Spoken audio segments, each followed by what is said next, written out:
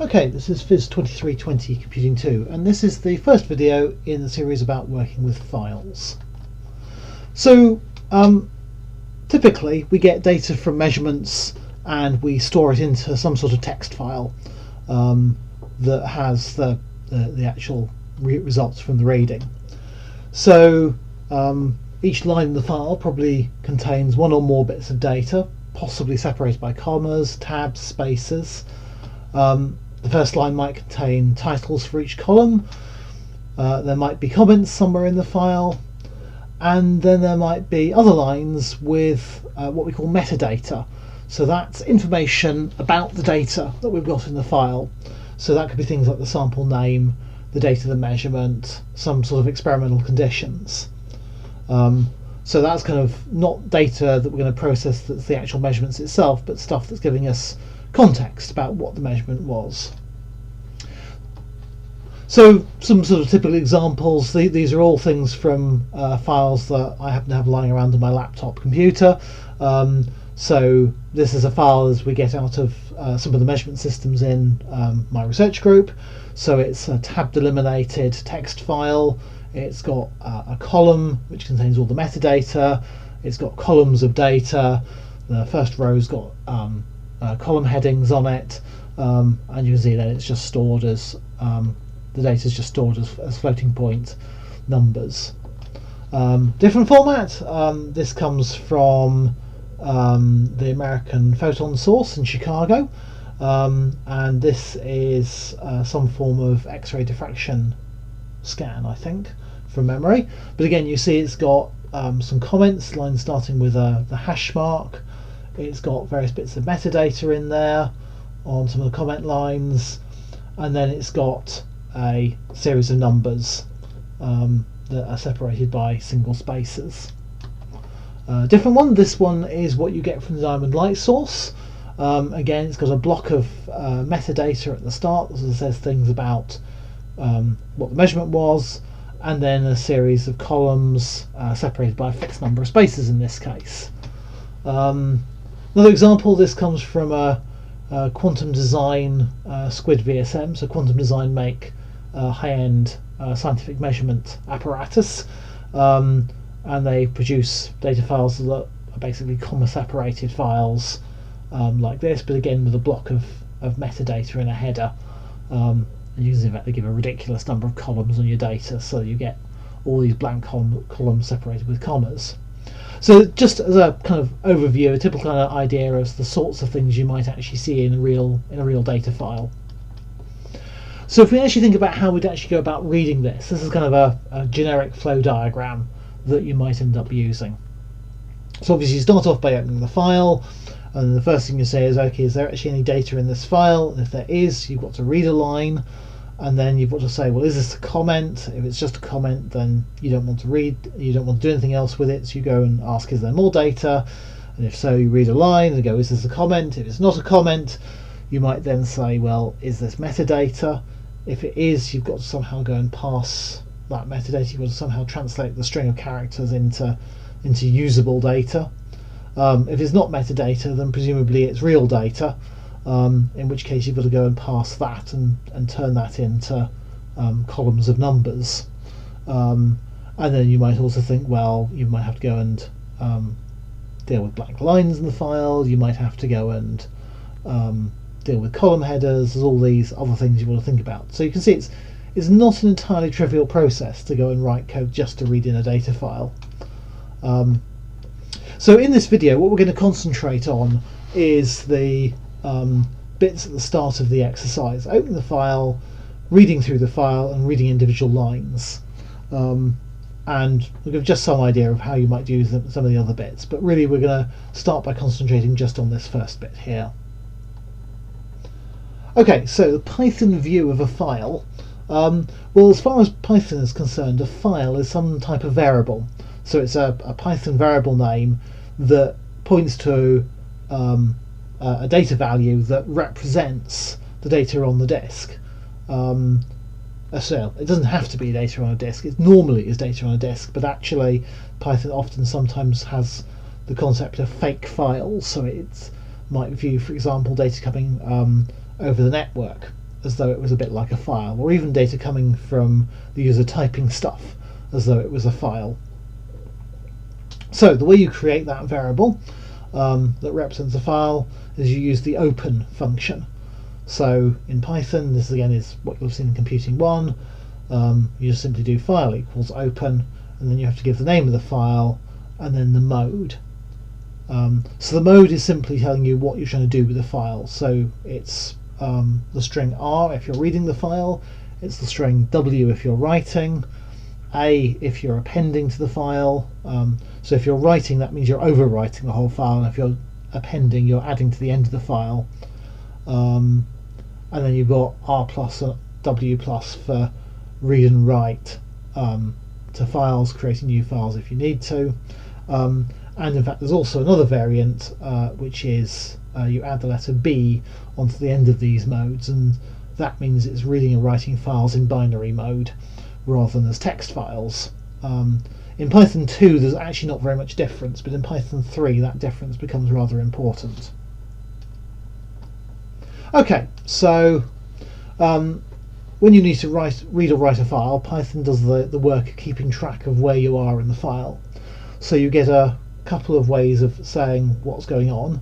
So if your file has a variable named file, then file.tell reports where you are in the file, and file.seek is a function that moves you to that given position in a file, so you can go backwards and forwards in the file and work out where you are if you have to.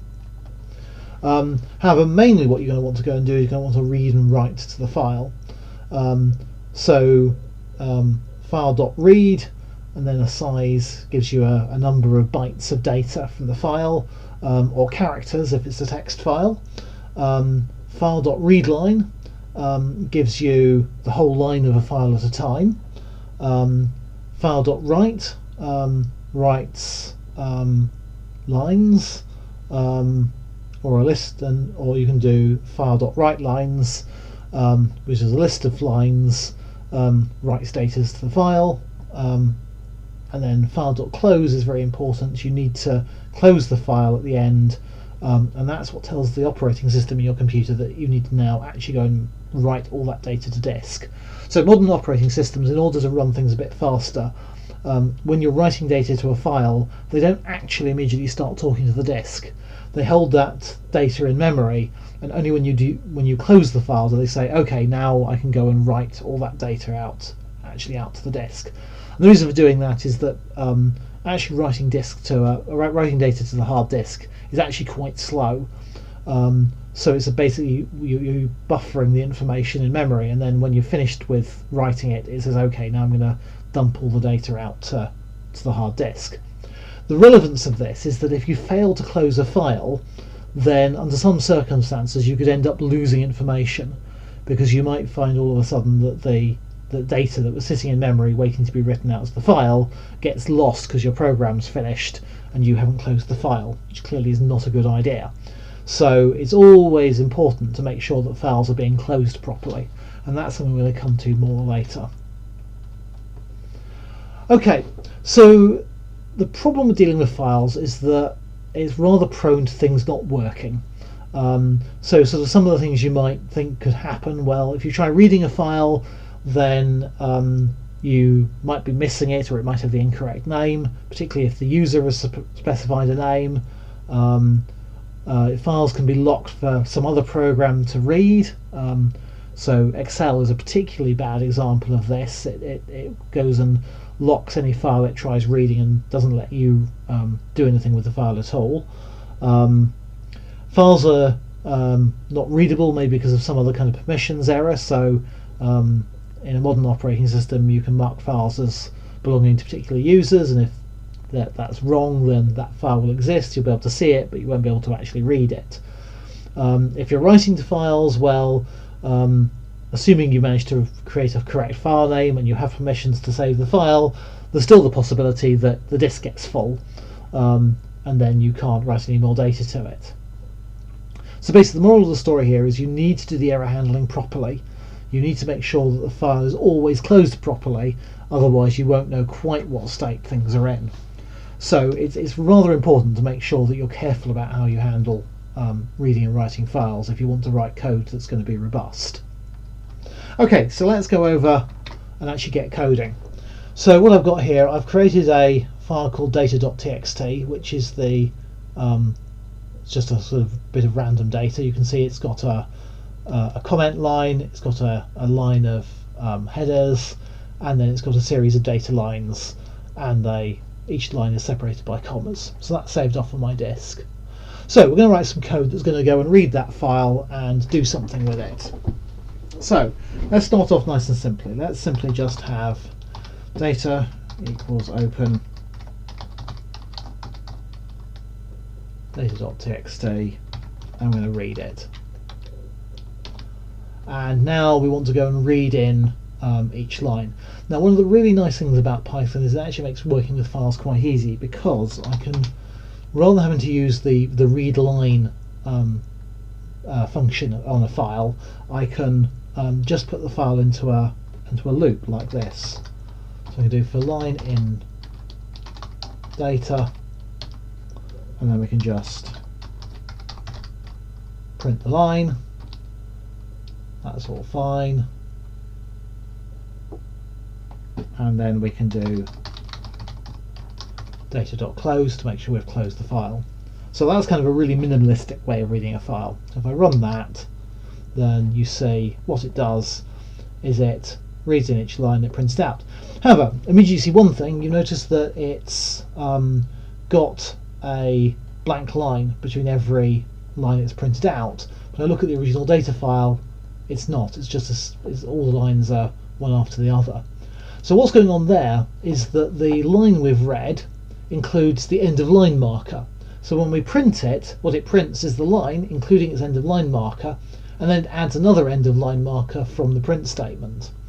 So one thing you might want to go and do is to get rid of those extra end of line markers.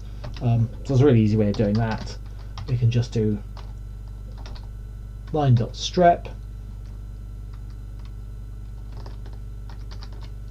And you see down in the help here it tells you what strep does, but basically by default it'll remove point space, by which it means end of line markers, space characters, tabs, things that are invisible in an editor.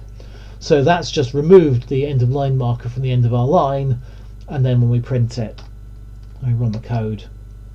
Oops, no, we still have. Of course, what I need to go and do is line equals line.strep. That's more like it. There we go. Okay, so it's now printing out the line as we go along. Okay, so as I said, the problem with this has got no error checking it whatsoever. So first of all, we need to go and put some error handling in.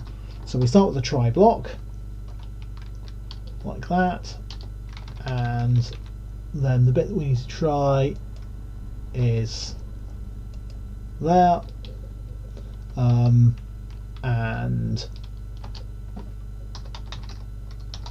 we could have an except block, and we want to guard against an IO error.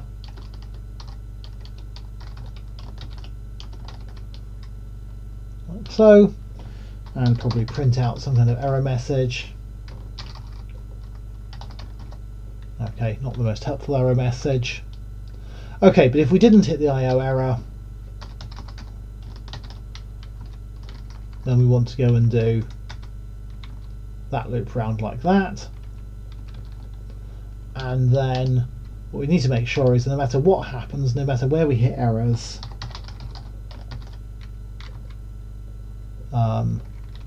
we go and close that file.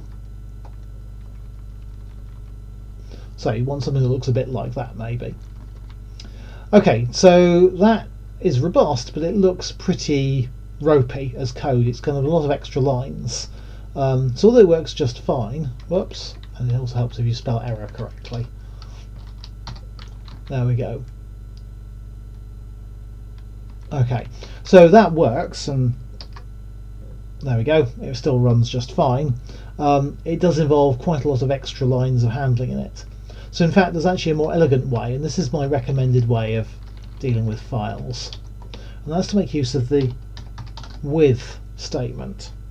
So the syntax looks a bit like this.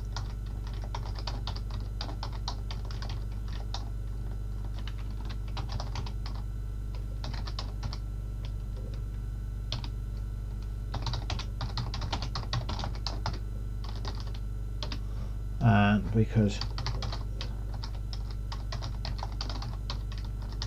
save ourselves some lines quite happily.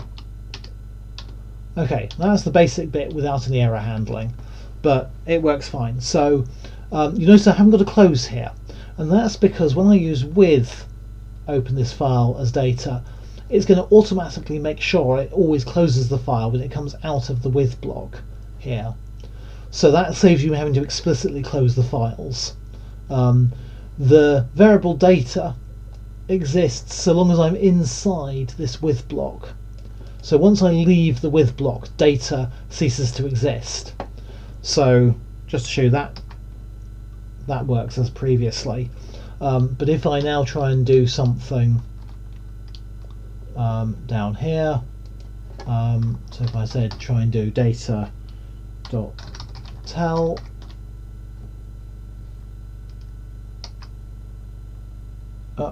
and then you see it has a problem. Whoops, no, it's a problem because I didn't put a dot there, I put a slash. Try that. I do that, and it's saying, oh no, that file is closed. So data is now a closed file, and we can't get a closed file to say where it is. So you see it has actually closed the file, even though I've not got the close statement in. Okay, if I want to put the error handling in, then I could wrap the whole of that in a try block.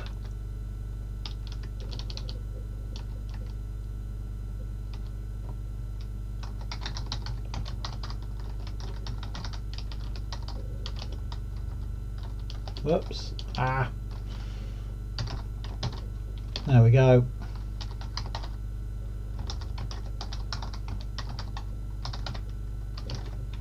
Like so. So it's a little bit more elegant. It involves slightly less messing around. We don't have to have such a complicated try, except, else, finally type of structure. Actually, if you're not familiar with the try, except, else, finally, have a look at the syntax video 4, where I go through all of that, and indeed give you an example of doing this with opening files. So this basically lets us go and read through the file. So as I said, there's an easy way of reading the file, which is just to put it inside a loop like this. If it's a text file, you read a single line. If it's a binary file, then you would be reading the line byte by byte. Okay, I'm just going to remove the error handling just to keep the code nice and compact at the moment while we talk about it. Now, if you want to know which line number you're on, then you need to have some way of getting at that. And probably the easiest way to do that is probably to do something like this.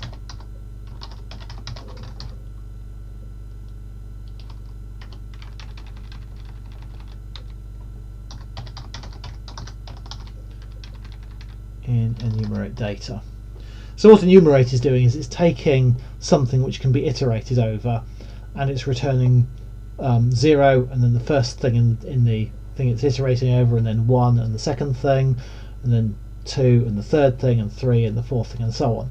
So then in this for loop here, I'm assigning line number will get the value 0, 1, 2, 3, 4, 5, and so on, and line has the actual line. So I could do something like this in my print statement.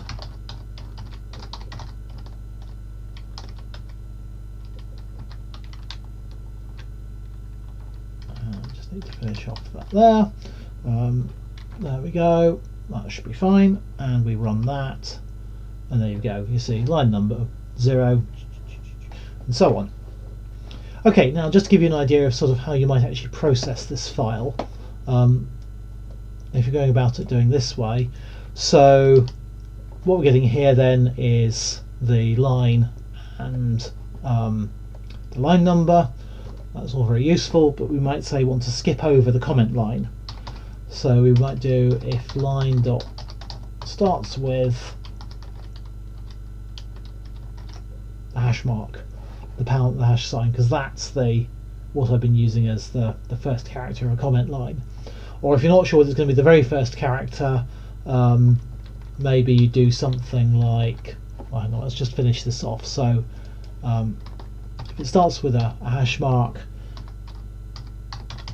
we use continue to just skip over the line.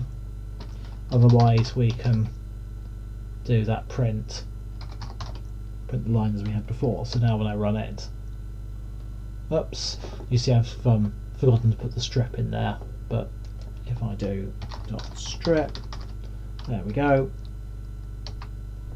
So it just misses out that first one with the pound sign. You could also, if you weren't sure whether it was going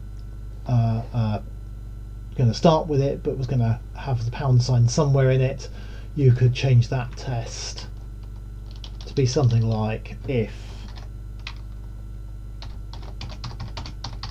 hash is in line. So that would now catch any line where there was a comment character in it. So if I say change that and put skip this line in my data file and went back here and ran it, then you see it's missed out the line which had the hash mark in it, including the one at the start and the one in the middle. So you can change your way in which you're reading it. So you just have this basic loop running around and you catch the line you want to go and do. So you might then say, okay, how do we actually grab some data out of that? So I'm going to show you a slightly long and complicated way of doing it, and then the subsequent videos will show you much more convenient and easy ways. So this is not the way to go and do it, but even if it does work. So we probably want something like, let's try saying if it's not got a hash mark in it, it's either a heading line or a line with numbers in it. So first of all we're going to do columns equals line dot strip split on commas. There we go.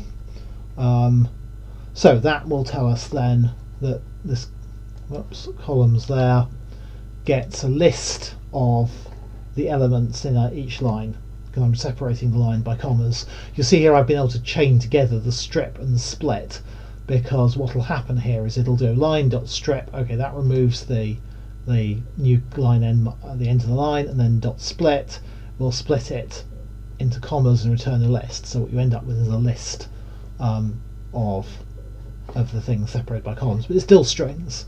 So now we want to test to see whether or not this is a data line or a header line. So a data line, we notice, has a number at the start, so we could simply go and do something like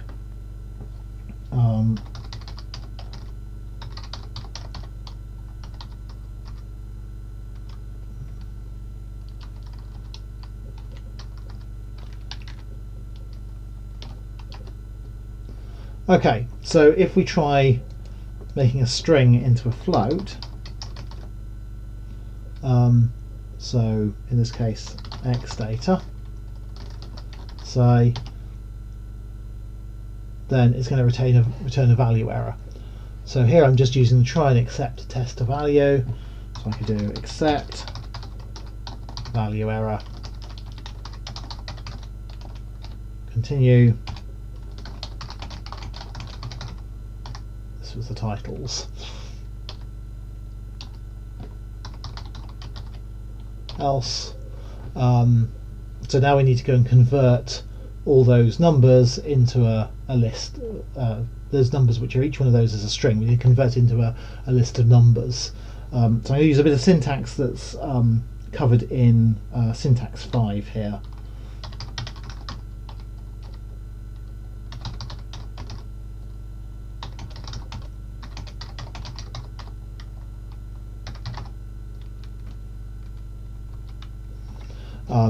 But it's actually quite easy to read. So it's just creating a list which is composed of, whoops, let's have the bracket there,